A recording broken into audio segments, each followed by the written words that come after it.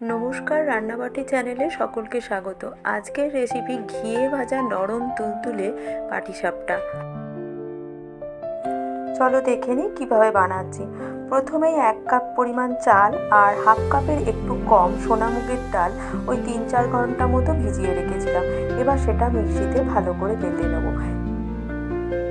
এবার এই চাল আর ডাল বাটাটা ঢেলে রেখে দিয়ে ওই গ্রাইন্ডারের মধ্যেই হাফ কাপ সুজি, হাফ কাপ চিনি আর 2 কাপ মতো ময়দা সঙ্গে 1 কাপ জল দিয়ে একবারে ব্লেন্ড করে নেব। এর ফলে ব্যাটার গোলার সময় আমাদের সুবিধে হবে, বেশিক্ষণ ধরে হাতের সাহায্যে গোলাতে হবে না।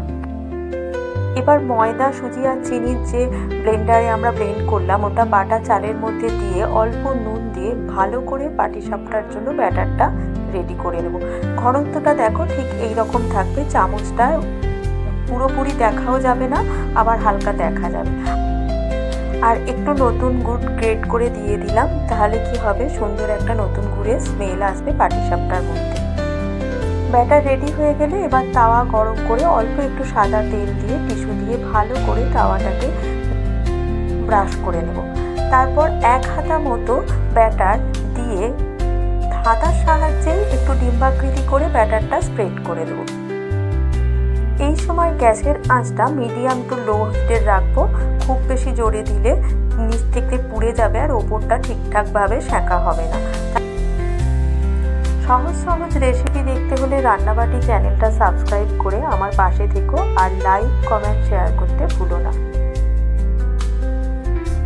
এপিট ওপিট করে ভালো করে সেঁকে নিয়ে তারপরে আমরা তাওয়া থেকে তুলে নেব। এইভাবেই প্রত্যেকটা আমরা বানিয়ে নেব। আর আমি এখানে পুরের জন্য নারকেলের পুর ইউজ করেছি। নারকেলের পুর বানানোটা তো খুবই সোজা। কোরানো নারকেলের মধ্যে গুড় আর এলাচ দিয়ে 7 থেকে 8 মিনিট পাক করলেই তৈরি হয়ে যাবে নারকেলের পুরটা। নারকেলের পুরটা একটু বেশি করে দিয়ে রোল করে নিলেই তৈরি হয়ে যাবে পাটিসাপটা। এবার সবার শেষে একদম সবকটা যখন করা হয়ে যাবে তখন ঘি দিয়ে অল্প করে গ্যাস কমিয়ে ভেজে নিলেই তৈরি হয়ে যাবে নরম নরম ঘিয়ের পাটিসাপটা। খেতে খুবই সুস্বাদু লাগে। আমার রসে ডোবানো পাটিসাপটার থেকে এইরকম ড্রাই ঘিয়ে ভাজা পাটিসাপটা খেতে বেশি ভালো লাগে।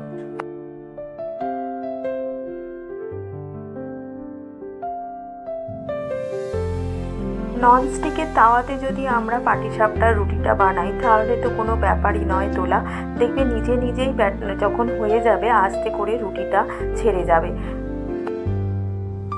এইভাবে পাটিসাপটা বানিয়ে দেখো। এই পরিমাণে যে পরিমাণটা আমি বলেছি এই পরিমাণ দিয়ে বানালে প্রত্যেকটা পাটিসাপটা একদম নরম হবে আর ঘিয়ের একটা সুন্দর গন্ধ সঙ্গে মুগ ডালের একটা গন্ধ থাকে, দারুণ খেতে লাগে। অবশ্যই এইভাবে একবার ট্রাই করো।